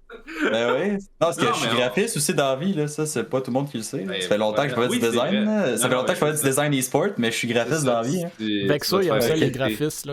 Ouais, fait que Vexo, engagez-moi, c'est on sait jamais. Pros va dire Chris, il est insane. Je l'ai pas. Non, mais c'est cool. Non, mais pour de vrai, j'ai JB. Il y a une affaire qui est drôle avec lui, c'est que tu recules, il y a 2 mois, j'avais genre jamais vu son nom. Pour de vrai, moi aussi, c'est juste moi que je le vois passer. C'est peut-être juste moi, là, mais tu sais, peut-être pas 2 mois, mais vraiment, ça fait pas longtemps que je le vois, puis il est vraiment très très bon, honnêtement. Là. C'est un très très très très bon designer. Ouais, il est solide, là. Ouais. Genre, mais pour de vrai, la seule question que je me demande, c'est il sort d'où? Il a-tu changé de nom? Il a-tu fait de quoi? Parce que j'ai pas une idée. Parce que moi, tu recules peut-être 2-3 mois, puis je connaissais pas son nom. Écoute, Volca, les gens ont dit pareil de Justin Bieber. Il sort d'où? Mais c'est du monde qui sort de nulle part comme ça, qui ont du talent, c'est tout. Bon, Jérémy B, le prochain Justin Bieber. Ils ont même les mêmes initiales. Ouais, il y a les mêmes initiales. Attends, il y a un coupe de cheveux. Je vais aller checker. La classique coupe de cheveux de Justin Bieber. Fait que Jérémy B, justement, dans le chat, qui dit « Il va falloir que je te parle de mon histoire, Volca. » Donc, écoute, Fate, je pense que c'est tous des commentaires positifs. Moi, j'aimerais justement que tu parles un peu de la direction de Vexo. Pourquoi vous pensiez que vous avez besoin de ça? Moi, personnellement, je trouve votre graphisme, votre vidéo déjà insane. Fait que peut-être le besoin de ça, c'est quoi la vision derrière? Pourquoi avez-vous autant de focus justement sur le graphisme, le visuel puis tout? Puis nous parler un peu de votre histoire, là, votre trajectoire. Moi, la main reason du focus, c'est ZPix. ZPix est tellement into the design, c'est ce qu'il fait au cégep, il est en design. Puis je pense que ce qu'on cherche chez Vexo, c'est justement avoir tellement une identité propre niveau graphisme qu'on a tellement de jobs à faire que même à 3 GFX, 4 GFX, on a de la misère. Parce que chacun a sa compétence. Il manque tout le temps. Justement, est-ce que ça crée des problèmes en avoir trop des fois, comme tout le monde a leur style ou non? Okay. Non, c'est ça qui est le fun parce que tout le monde apporte son style à chaque design. Tu sais, si on regarde justement les designs des match deals, des affaires de même, chacun a mis sa touche personnelle dedans. Puis la main reason aussi, pourquoi on est allé chercher GB, ce que je tiens à dire que je ne savais même pas qu'elle allait rejoindre. Ça a été ZPix. Puis surprise, corner. Ouais. Je fais 100% confiance à ZPix là-dessus. Puis il sait. Puis le recruitment du côté graphisme, il est all-in. Puis il fait ce qu'il veut. C'est parce qu'on a tellement de projets qui s'en viennent, qui nécessitent du design. Pas un big announcement soon. Non, il n'y a pas de big announcement soon. C'est juste, c'est des affaires qu'on travaille déjà depuis quelques temps. Puis ça nécessite vraiment pas des socials, des affaires de même. Fait qu'on a besoin de quelqu'un qui se mettait vraiment à 100% avec ZPix sur la création de ces affaires-là pendant que nos autres GFX travaillaient sur les designs. Puis en voyant JB, puis lui et ZPix étaient bien amis, puis ils s'entendaient super bien. Puis le reste du staff aussi qui on lui parlait, on avait vraiment un bon vibe avec ce gars-là. C'était un choix très, très, très facile. Puis pour vrai, je pense que JB, dans le futur de Vexo ou dans son futur personnel, va tellement apporter un côté incroyable au graphisme que c'était juste le pic à faire présentement. Ouais, non, je sais pas si ça répond bien à vos questions. Là. Non, absolument, j'aime ça. Puis moi c'était juste pas mal ça ma question. Des fois, avoir trop de comment dire en français, mais too many cooks in the kitchen, ça peut créer des problèmes, justement, quand le monde... On a tellement ce problème-là. Justement, quand le monde a tellement leur propre touche, tu sais, graphisme, on s'entend, c'est personnel. Donc, c'est vraiment cool de voir que tout le monde est impliqué, puis travaille sur plein de projets. Puis justement, mon autre question, tu l'as répondu indépendamment, genre, je voulais voir, est-ce que le focus de Vexo, c'est tellement sur le visuel, le graphisme, que ça enlève de votre focus sur les projets, mais ça a l'air de ne pas être le cas. Là. Ça a l'air que vous avez des trucs en pipeline, fait que c'est cool. Si, tu sais, une des raisons pourquoi on a autant de GFX, puis qu'au début, on en voulait vraiment beaucoup, on voulait s'ouvrir un studio de graphisme pour faire profiter les autres de nos GFX s'il y avait besoin d'aide ou des retouches ou des affaires comme ça. C'est sûr que ça s'est pas fait parce qu'on a tellement de projets qui se font, on n'a pas le temps justement d'aller engager quelqu'un qui va s'occuper de gérer ça, les GFX, pendant que nous autres, on fait nos affaires. Fait que c'est sûr que on prend notre temps vraiment sur ça. C'est sûr, c'est peut-être de quoi qui va arriver dans le futur. Là. On est 100% transparent là-dessus. Mais c'est la raison pourquoi au début, on avait comme une dizaine de graphismes. On était comme, on y va. Puis on a commencé à réduire les cooks in the kitchen. Puis graduellement, on commence à mieux s'établir au niveau graphisme. Puis disperser notre monde. Puis établir des projets. Je tiens à noter que JB dans le chat, puis il dit que les vrais graphistes disent jamais GFX. Mais... Ouais. Je suis vraiment pas dans ce monde-là, moi. C'est pas de ma faute. Non, c'est cool. Stars Fox, Volca, est-ce que vous avez d'autres commentaires là-dessus? Moi, pas vraiment. OK. Moi, c'est juste fake. Je vais juste te le dire tout de suite. Si vous faites un announcement puis demain matin c'est un rebrand, je te jure, je casse ma table chez nous. Ah, il n'y a pas de rebrand, il n'y a pas de rebrand. On a fait c'est pour ça que vous embarquez du monde dans le graphique. Le 7e. On a tellement de rebrand, en plus, on a un document dans un drive que c'est comme 7 rebrands back-à-back, genre tout préparé. Il y a comme un reminder, genre aux 4 mois de faire. C'est ça. Mais tout le branding, honnêtement, tout le branding de Vexo est déjà tellement beau, là, mais bref, c'est cool. Ok. On parle, le prochain sujet, notre bon ami Claze, que tout le monde adore. Je crois que personne n'a rien de négatif à dire sur Claze, que je connaisse. Tellement un bon gars puis un bon streamer. Claze annonce son premier commanditaire, donc HypePod. Ça aussi, super content de l'entendre, du moins personnellement. Nous avons parlé de Claze par le passé. Il organise justement, il organisait des tournois. Il sort beaucoup de contenu, comme tout le monde le sait. C'est un créateur de contenu pour Mirage, justement. Donc, Volca, tu dois bien le connaître, ou du moins relativement bien. Bref, Claze annonce cette semaine son tout premier sponsor ou commanditaire, HypePods. C'est comme le nom le dit un peu, ça rappelle, c'est similaire aux AirPods, mais si je comprends bien, moins cher, même si la qualité du son et tout, ou du moins selon la vidéo de Claze qu'on s'entend est quand même un hashtag ad, mais même là, je pense qu'on lui fait confiance. La qualité est très bonne, fait que c'est quelque chose d'intéressant pour ceux justement qui cherchent des earphones similaires aux AirPods. Comme à l'habitude, super belle vidéo montée par Body, si je ne me trompe pas. Il reçoit justement dans la vidéo un care package de HypePods. Il ouvre, il nous parle un peu du produit. Là, je ne suis pas certain si c'est un programme d'affilié ou un vrai commanditaire, comme on se le demande tant souvent. Là, je sais qu'il y a un code promo qui mentionne dans la vidéo où il y a un 10$ de rabais sur les achats.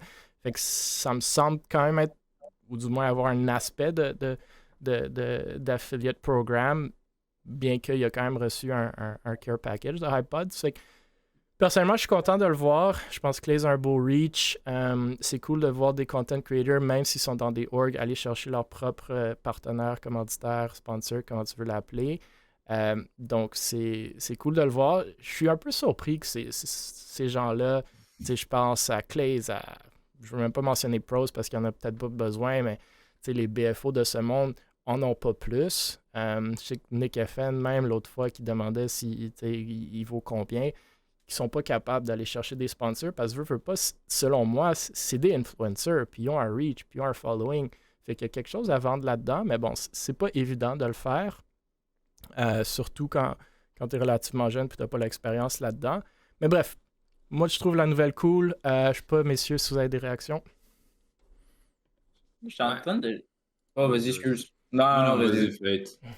Non, je suis en train de me demander, Claze, est-tu un manager ou quelqu'un en arrière de lui qui l'aide à trouver ça? Ou il est chez Mirage, fait que je sais pas si Mirage l'appuie, mais je sais pas non plus s'il y a un manager. Je sais pas non plus s'il y a un manager personnel. Honnêtement, je sais pas. Peut-être qu'il y a quelqu'un chez Mirage qui l'appuie, mais honnêtement, je sais pas ça. Peut-être que non, j'ai aucune idée. C'est une propre initiative de lui, pour vrai. Je lève mon chapeau, là. C'est justement quand on parle, tu mentionnais Nick FN, il pourrait le faire lui-même, mais c'est sûr qu'il manque un peu de train d'initiative. Mais je pense que si Claze a fait ça lui-même et est allé le chercher, pour vrai, c'est huge. C'est pas évident de créer du contenu, d'aller chercher des partenaires, de faire des vidéos, de se présenter à des événements. C'est pas évident de faire tout ça, d'aller à l'école. J'imagine qu'il va à l'école. En plus. Donc, c'est vraiment cool. Je suis en train de demander si c'est pas sa propre compagnie qui a pas ouvert. Ça sera encore plus cool, mais je pense personnellement, parce que j'ai vu Tienne Lemine justement partager peut-être Tienne, il est classique pour la compagnie, elle commente sur Twitter à 25 likes, c'est une compagnie québécoise en plus, je crois. iPod, c'était de base, tout ce qui était réseaux sociaux, c'était vraiment pas leurs affaires. Les autres, c'était TikTok.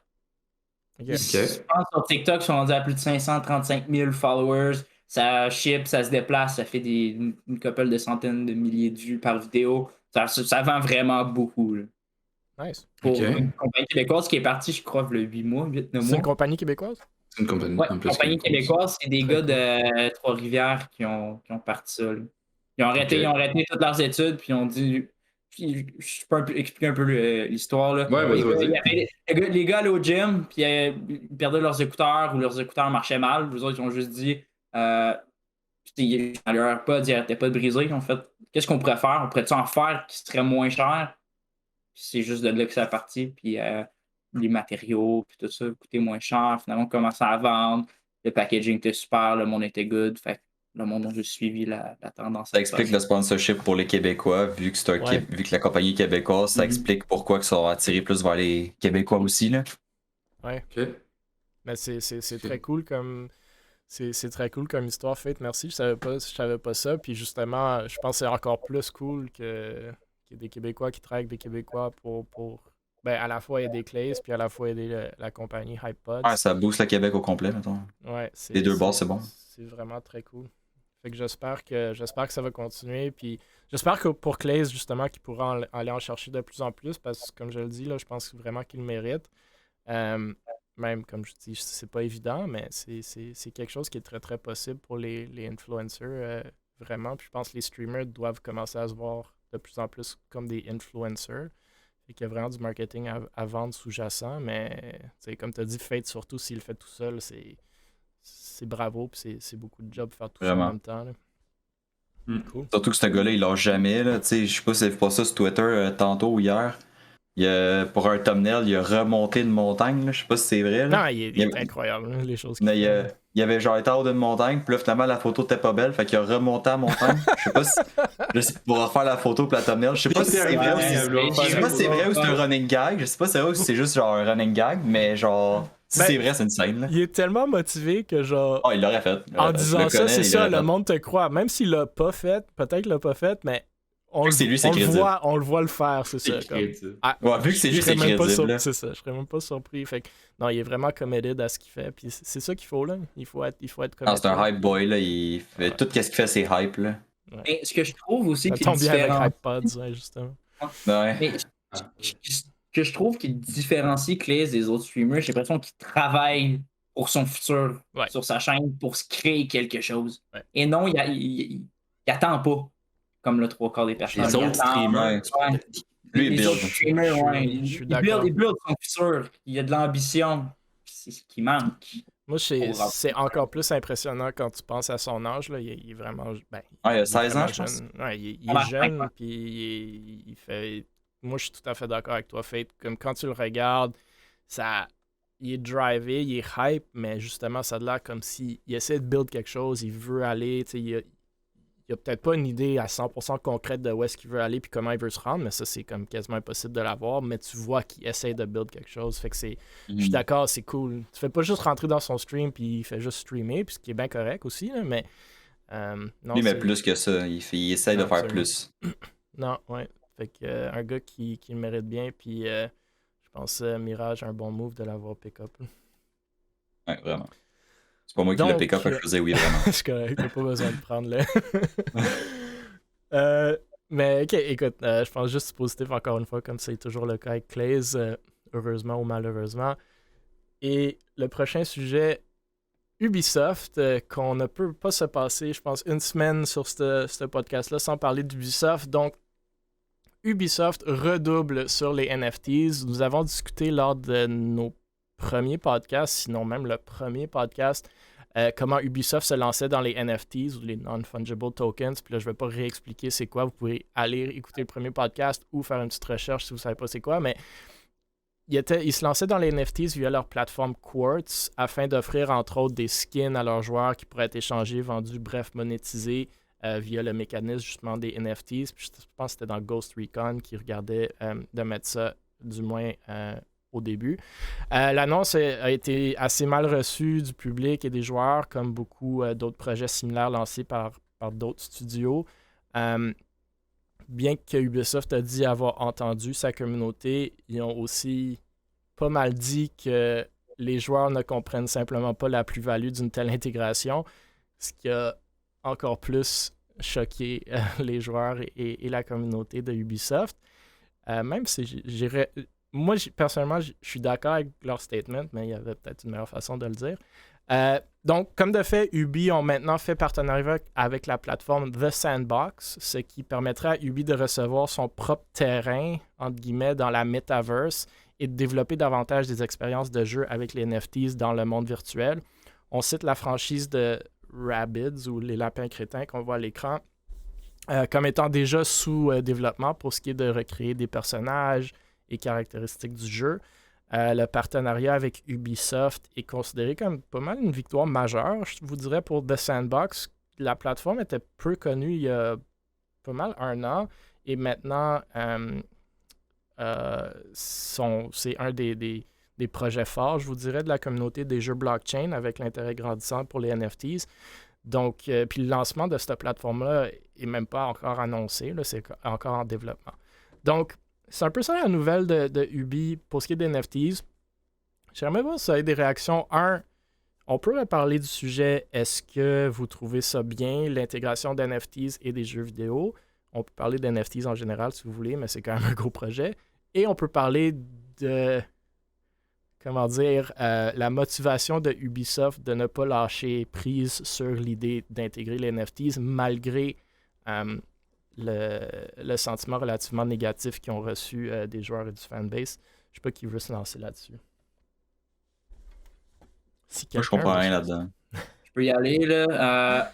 Moi, c'est sûr que tout ce qui est NFT, crypto-monnaie, c'est sûr que j'en fais personnellement. J'ai 4 NFT. Fait que tu sais, je comprends un peu la gamique de vouloir transférer ça sur les jeux. Ce que je trouve super intéressant parce que ça apporte je pense, un petit côté plus créatif à un jeu. Peut-être permettre justement d'avoir certains items, certains jeux, certains aspects qui valent quelque chose, qui vont justement aider la personne qui joue à vouloir plus jouer. Mais je pense qu'il y a un certain moment que si la communauté parle, il faut quand même l'écouter un peu. Là. Je sais pas trop c'est quoi qu'ils ont dit. J'ai pas regardé le statement. Je sais pas, le monde voulait pas l'intégration. Fait que, bref, pour expliquer un peu le concept, ou réexpliquer un peu le concept, si vous avez joué à CSGO, vous comprenez le concept de gagner des skins ou même les grind et earn un skin et pouvoir le revendre dans un marché. Donc ça existe déjà. Les NFTs, ça c'est basé sur la blockchain, fait qu'en gros, c'est un carnet virtuel, comme si tu avais à la banque, tu as toutes tes transactions, mais ici, il est virtuel et décentralisé. Fait que le carnet est sauvegardé sur plusieurs ordinateurs. On va prendre nous 4 comme exemple. Fait qu'au lieu d'être dans un serveur chez RBC, ce carnet-là est sur tous nos ordis. Si quelqu'un veut en falsifier un, ça c'est le concept de la blockchain, à chaque fois qu'il y a une nouvelle transaction, la plateforme va aller checker les 4 carnets et voir s'ils sont pareils. Fait que s'il en a juste falsifié un, la blockchain va savoir, OK, il y a quelqu'un qui a essayé de mess up ici, soit je l'écarte ou soit je le corrige. Fait que c'est beaucoup plus difficile d'aller hacker ou d'aller falsifier des informations sur un carnet qui est non centralisé, right? Parce qu'il faut que tu ailles hacker genre des centaines de milliers d'ordis au lieu d'un serveur centralisé. Fait que c'est pour ça que la blockchain paraît plus secure et plus fiable quand on veut aller voir quelque chose appartient à qui. Fait qu'il y a tout un concept de contrat automatisé. Si tu veux vendre ta maison, tu peux le faire par la blockchain, etc. Bref, il y a plein d'applications. Une des applications, c'est justement, quand tu as un skin dans un jeu, non seulement c'est la plateforme Steam ou whatever qui dit ce skin-là appartient à Volca, puis il peut le revendre, puis après la revente, ça appartient à quelqu'un d'autre. Mais ça, on le voit dans Steam. Ça peut être hacké, quelqu'un peut être le chercher. Ici, ça va être sur la blockchain, fait un peu plus sécuritaire ou fiable en termes de système. Est-ce que c'est nécessaire pour ce concept-là? Selon moi, non, parce que ça existe déjà. Mais est-ce que c'est une belle intégration? Je pense quand même que oui. Puis là, après, on parle de crypto-monnaie, comment ça peut rentrer dans les économies des jeux. Ça, c'est une autre intégration qui semble intéressante. Et maintenant, il y a même des jeux qui sont basés sur la blockchain. Fait que ça, c'est un peu le concept de base. Le monde a réagi pour plusieurs raisons. Un, c'est nouveau, puis ils ne pensent pas en avoir de besoin. Deux, il y a quand même un stigma avec ce qui est de la blockchain. Ça prend beaucoup d'énergie, justement, aller updater tout ce système décentralisé-là. Fait que ça crée de la pollution énergétique, si vous voulez. Là. Ça consomme beaucoup d'énergie. Il y a du monde qui disent que c'est un peu des Ponzi schemes, tout ce qui est crypto-monnaie, blanchiment d'argent, etc. Fait qu'il y a quand même un stigma rattaché à ça. Ubisoft, leur statement, en gros, ce qu'ils ont dit, c'est on vous entend, mais vous comprenez juste pas le potentiel. ce qui, selon moi, est quand même... Moi, je suis d'accord avec ce statement-là. Je pense qu'on s'en va vers là, surtout avec la metaverse puis tout va être virtuel, il nous faut une certaine sécurité, fiabilité, etc. Mais dire à ton public, genre, « Hey, you just don't get it », c'est un peu agressif. T'sais, c'est sûr que le monde va faire comme, « Attends, comme... » Tu me dis, tu sais, c'est comme... Quand tu étais jeune, tes parents sont comme « Oui, je t'entends, mais too bad. » Tu sais, c'est un peu ça. Ubisoft tu réagis rarement pour, bien à ça. Non, c'est ça. Mais peut-être il manquait un peu de tact, là, un peu de PR. Même si je trouve que le message était... Selon moi, le message est bon, dans le sens que, écoutez, guys, on vous entend, mais on va... S'il disait, on va vous démontrer comment ça peut vraiment vous bénéficier, ce qui est quand même le cas, selon moi, je pense que c'est déjà un message différent que genre « You just don't get it, shut up », tu sais. Fait que c'est un peu ça là où je vois un peu le problème ici, mais tu sais, le concept de own tes skins, pouvoir les revendre, je pense que personne n'est vraiment contre ça, là, non, à moins que je me trompe. Ça existe déjà depuis des années. Exact, ça existe déjà. Fait que c'est un peu ça tout le concept, là. Je pense qu'il y a plus de drama qu'il faut ici, là, honnêtement, mais c'est peut-être juste une question de comment la compagnie a réagi. Il y a d'autres compagnies qui ont dit « On vous entend, on le fait pas ». Sûrement qu'ils vont le refaire dans quelques années. Mais Ubisoft, c'était moins le cas. Là. Fait que bref, c'est un peu ça l'histoire. Fait que si je comprends bien, Fate, toi, t'es for it, mais contre le fait de comment ils ont réagi leur communauté. Là. Ouais, c'était trop drastique, c'était trop direct. Je pense que juste peut-être démontrer pourquoi vraiment plus spécifiquement, montrer vraiment un exemple à la communauté de en quoi ça va profiter, ça aurait été mieux que juste en pitcher quelques mots et juste clash la communauté, mais on gère tout différemment. Là. Je sais pas ce qui a fait le statement. Là. Je pense pas que c'était pensé, là, mais.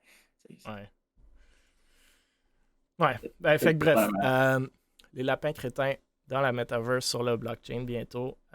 Si jamais ça vous intéresse de own un NFT de lapin crétin. Je sais que les singes sont très populaires, mais peut-être les lapins vont faire un retour sur les NFTs.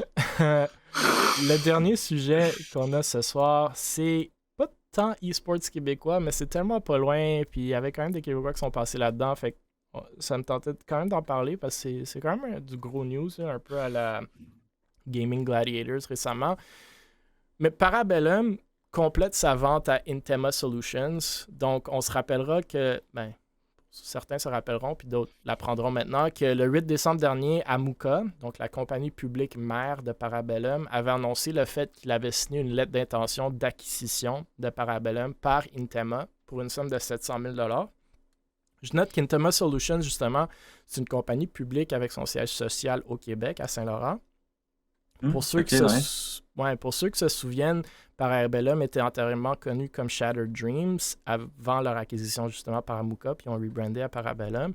C'était spéculé au moment de l'annonce de la lettre d'intention que ce financement était en partie destiné à soutenir leur promotion dans la NAL de Rainbow Six. Fait que quand ils ont annoncé la lettre, ils étaient en NACL, mais il y avait une bonne équipe. Je pense qu'ils étaient assez confiants qu'ils allaient bien faire dans la Stage 3, puis c'est exactement ce qui est arrivé. Ils ont gagné en Stage 3. Ils sont en NAL maintenant, même si je comprends bien, ils ont perdu comme 3 sur 5 de leurs joueurs. Mais bon, c'est des choses qui arrivent. C'est des choses qui arrivent, puis Mirage peut en attester.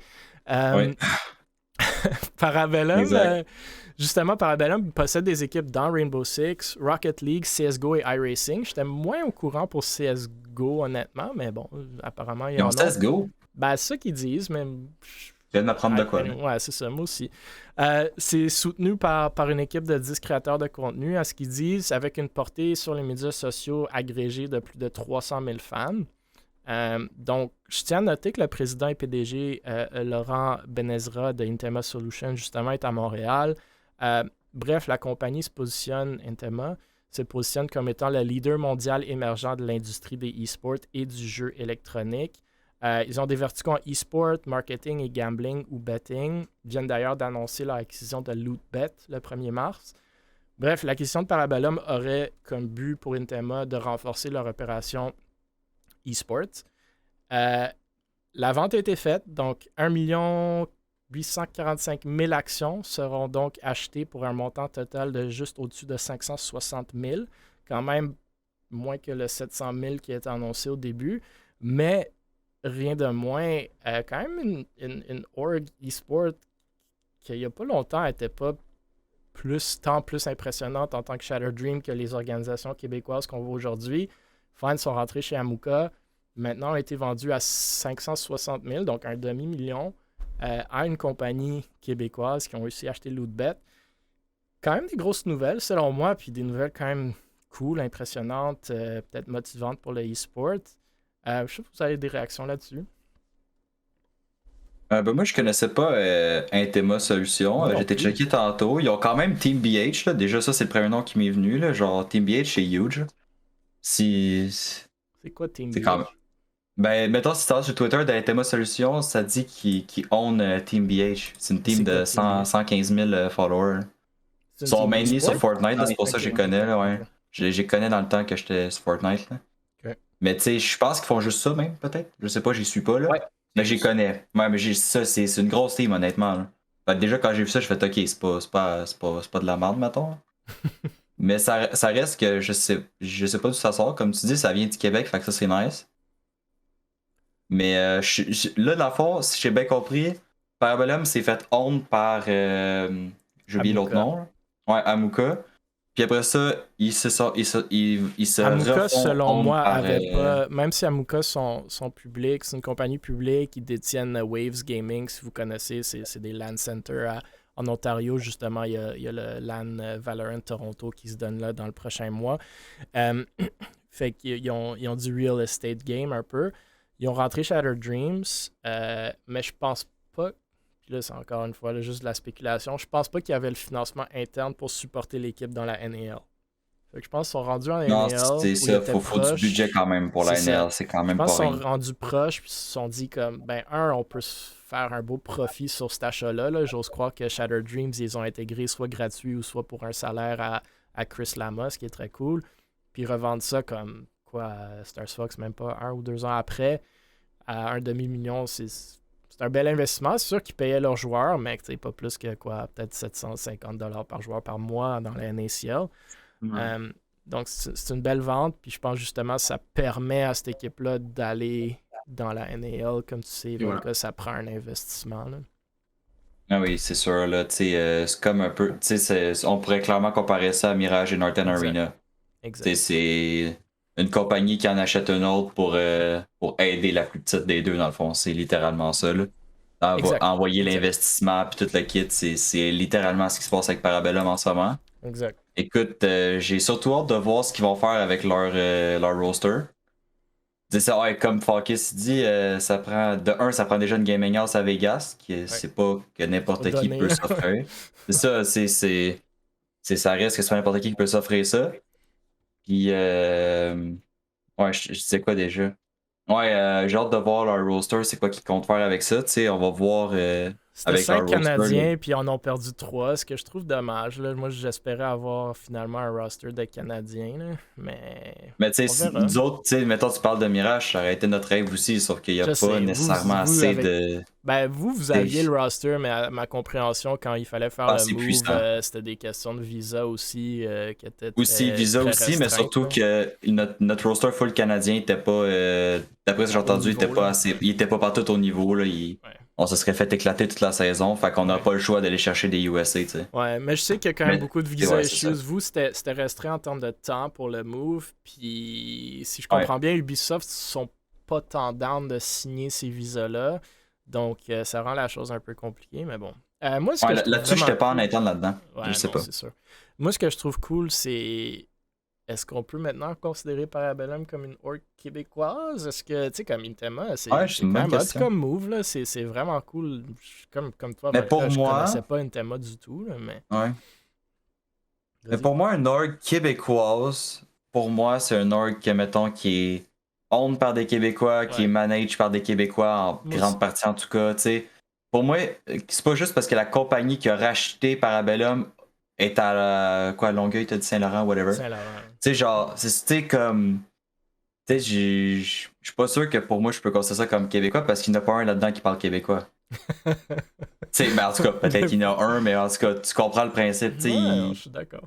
Pour moi, Parabellum en tant que tel, peut-être que Intema, on peut considérer ça québécois, mais pour moi, Parabellum l'est pas. Je suis d'accord. Je suis d'accord, mais quand même des moves cool qui sont rattachés. Ah, ben oui, c'est cool. Ben oui. Vraiment ça, nice. c'est clairement cool. Ben oui. Ça démontre un intérêt, selon moi, québécois envers le e-sport, ce qui est quand même très cool. Ouais.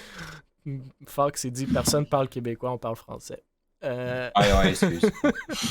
Je sais pas si Fate, Starsfox, vous avez des commentaires là-dessus. Sinon, il y a 2 questions que j'aimerais vous lancer. On peut aller vers les questions, I guess. Bon, je pense que je suis quand même un peu trop jeune pour pouvoir miser sur ces questions. J'ai pas d'expérience. Okay. La première question, c'est Styx qui la demande. Selon vous, quel réseau social est le plus important pour faire grandir une organisation e-sport et pourquoi? Twitter. Parce que tout le monde est dessus. Twitter, c'est le e-sport shit. Genre, Twitter, c'est e-sport. C'est direct de même que ça marche. Ben, c'est général, Twitter. Oui, Twitter, c'est général. Oui, Twitter, c'est général. Sauf qu'on s'entend que le e-sport sur Twitter, il est quand même spécifique aux industries. Là. Il y a certaines industries qui n'ont pas rapport. Là. C'est comme... Moi, je travaille en biotech pharma. Twitter, on n'a rien à voir là-dedans. Mais ouais, e-sport, si t'es pas sur Twitter en e-sport, mais on s'entend qu'au Québec, c'est relativement récent. Beaucoup je dis l'ancienne génération, mais genre beaucoup qui ont joué dans l'e-sport il y a pas longtemps sont sur Facebook. Il y a beaucoup de groupes de Facebook. Là, ça commence de plus en plus, mais globalement parlant, oui, je suis d'accord. Je pense que c'est Twitter. Bien que, tu sais, on le voit un peu avec HypePod, c'est pas du e-sport, mais tu peux aller chercher du hype sur TikTok. Ouh, le jeu de mots. Ouais. Surtout si t'es peut-être une org Fortnite vraiment content-oriented, je pense qu'il y a beaucoup de potentiel là-dedans. Ouais. Fait que je pense que ça dépend de ton focus. Dépend de ton approche, ouais. Si t'es compétitif, organisation, compagnie, je te dirais Twitter. Si t'es vraiment contenu... TikTok, YouTube, man, il y en a qui sont allés chercher du following sur YouTube avec leur trickshot vidéo. Là. C'est pas négligeable non plus. Ah oui. Mais je suis d'accord que Twitter... bon, peut-être une question trop facile.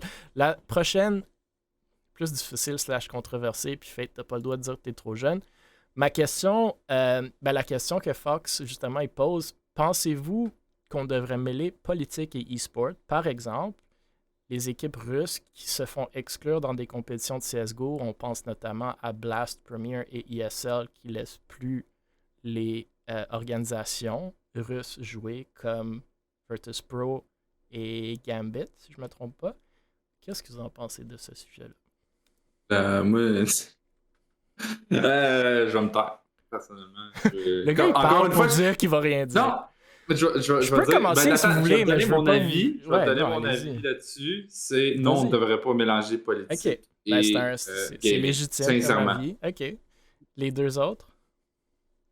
Moi, c'est pas, je suis un peu mitigé dans le sens où je sais que c'est pas de la faute des organisations qui te quittent, mais en même temps, genre, vu tout ce qu'ils font, tu vas les laisser faire sans rien faire. Je comprends les 2 points de vue, on dirait. On dirait que moi, je comprends les 2 points.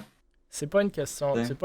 Selon moi, c'est pas une question qui est obvious. Évidente. Fate? Non, c'est ça.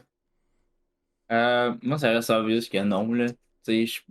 En tant que tel, ce qui se passe en Russie est dû au président et non aux civils qu'il y a là-bas. Je pense que personne n'a recherché genre, ce qui se passe présentement, puis on pénalise les personnes qui présentement manifestent pour l'Ukraine ou ces places-là. Je pense que c'est aberrant qu'on privatise ces personnes. Je suis 100% d'accord avec ton commentaire, Fate, mais je vais être en désaccord avec vos décisions ou vos réponses. Mais encore une fois, je pense pas que c'est quelque chose qui est facile à trancher. Oui, c'est poche qu'on punisse des personnes qui n'ont rien à voir là-dedans, qui sont probablement pas pour ce qui se passe, bien qu'on peut peut-être pas se prononcer là-dessus. Je vous dirais que le raisonnement derrière, le raisonnement spécifique à ces deux, ESL puis Blast, c'est peut-être juste pour être comme politically correct puis pas avoir de shit avec le reste marketing du monde. Aussi. Là. Mais je vous dirais que à la base, moi, comment je vois ça, puis je peux être completely off base comme d'habitude, mais moi, comment je vois ça, c'est la meilleure façon de régler toute cette affaire-là, puis là, je veux pas trop rentrer là-dedans, mais toute cette affaire-là avec la Russie puis l'Ukraine, c'est que les Russes l'arrêtent de l'interne. Fait que tous les Russes se disent « Maudit que ça fait chier cette situation-là, il faut qu'on se lève, puis tout le monde dise à leur gars « Hey, on n'est pas pour ça. » C'est difficile. C'est difficile de se mettre dans la rue contre Poutine, d'aller disparaître quelque part en Sibérie.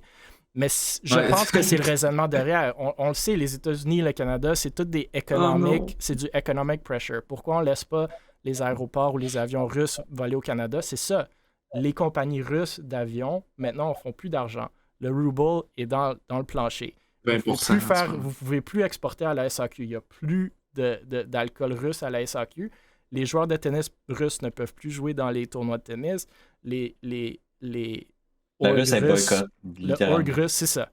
Fait que là, toutes ces compagnies-là, tout ce monde riche-là, russe, se disent « Tabarouette, comme, on dit que ça fait chier cette situation-là, comme « Can we stop this? » Je pense que c'est un peu vers là qu'on veut s'en aller, où est-ce qu'on dit « Guys, les Russes, on sait que vous n'êtes pas pour, mais c'est temps de vous lever puis d'arrêter cette situation-là, parce que nous, si on step in, puis on l'a clairement dit, genre « Hey, US, vous step in here, we're in deep shit, là. » Vous, si vous step in, là, ça devient encore plus agressif que ça l'est déjà. Fait que je pense que c'est ça le raisonnement derrière.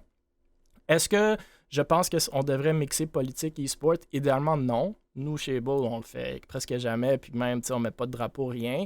Mais est-ce que le raisonnement derrière peut être positif? Je pense que oui. Est-ce que c'est dommage pour ces joueurs-là et ces organisations-là? 100%. Dans un monde idéal, on ferait jamais ça. Mais est-ce que ça a un potentiel de peut-être aller vers une résolution moins dommageable? De toute façon,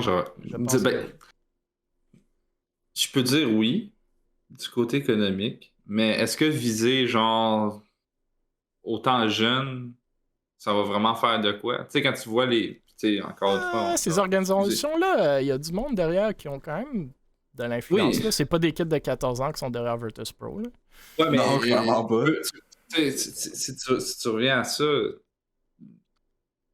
c'est de la politique encore une fois, puis je pense qu'on va dépasser, on va un peu déborder dans ce qui est important, mais regarde la personne qui est en haut, ça fait des années qu'elle est là, 22 ans tout, parce que je sache. Pense pas qu'il y a grand monde qui peuvent l'influencer rendu là. Non, genre, c'est sûr. C'est sûr, mais si on fait... l'approche, je pense, les US l'ont dit, là, c'est nous, notre approche, ça va être du economic consequence.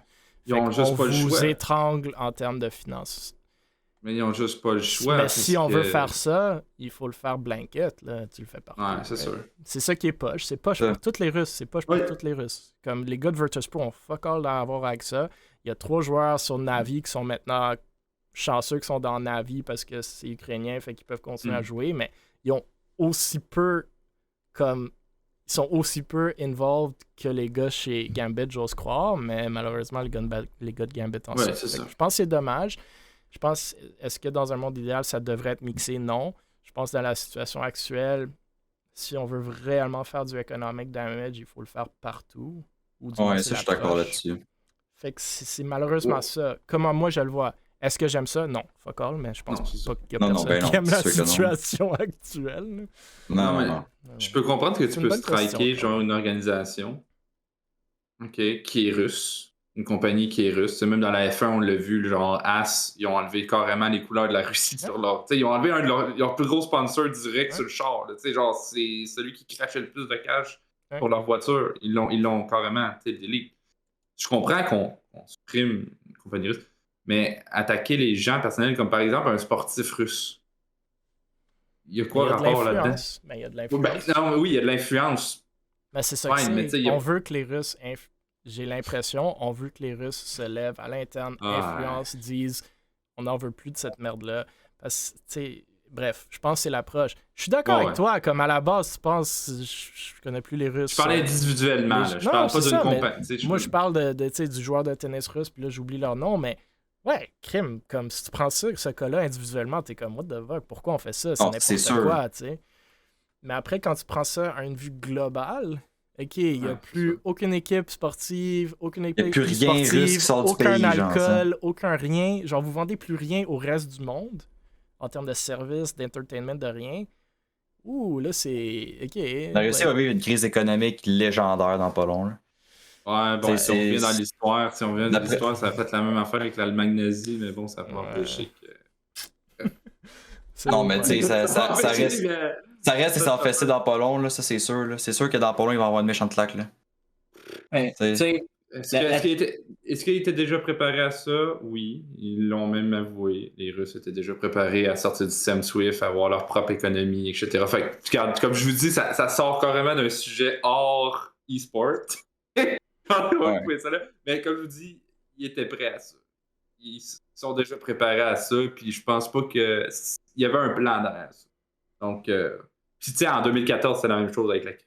Ils se sont préparés depuis 2014. Je pense qu'on commence à déraper dans les sujets, mais ouais, écoute, c'est un gros sujet sur lequel on pourrait parler pendant longtemps, mais écoute, j'aime le fait qu'on a eu comme 4 réponses relativement différentes, fait que ça démontre un peu que la question est loin d'être facile, puis peut-être d'ailleurs, ça va être la question qu'on va lancer à la communauté, bien que peut-être le monde ne va pas tant se prononcer, mais j'aimerais, ceux qui écoutent, que justement, vous venez vous prononcer, vous n'avez pas besoin de prendre une position super agressive, surtout si vous ne voulez pas vous prononcer publiquement sur quelque chose qui est quand même touchy des fois, mais...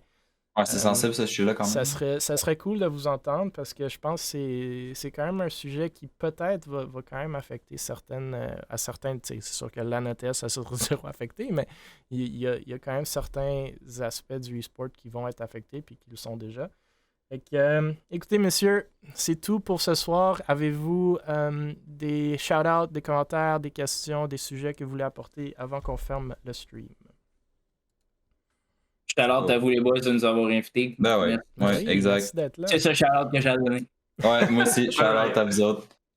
Parfait. Donc, écoutez, merci, bien entendu, Fade, Volca, Stars Fox. Merci à tous ceux qui sont dans le chat ou qui ont passé dans le stream. Je vous rappelle que tous les épisodes sont sur le YouTube de Able Esports et sur Spotify, Apple Podcasts, Google Podcasts. Allez écouter, aimer ou souscrire. Le plus de monde qui vont faire ça, le plus de monde vont nous retrouver, le plus de monde vont parler du e-sport québécois et le plus que je pense qu'on va tous en profiter ensemble dans nos projets. Jason eSports, c'est vraiment ça le but, là. C'est de parler de plus en plus. Fait que n'hésitez pas d'interagir avec nos posts, avec les posts de toutes les autres organisations, des streamers. T'sais, faisons mousser notre scène. J'ai aucun doute qu'on peut vraiment faire quelque chose de super beau. On voit déjà avec HypePod, c'est Claze, tous les commanditaires qui commencent à rentrer, Intema, c'est très très cool. Donc, merci d'être là. À tous les jeudis, on est là, mais on espère vous entendre avant le prochain stream. Merci mesdames et messieurs et bonne soirée.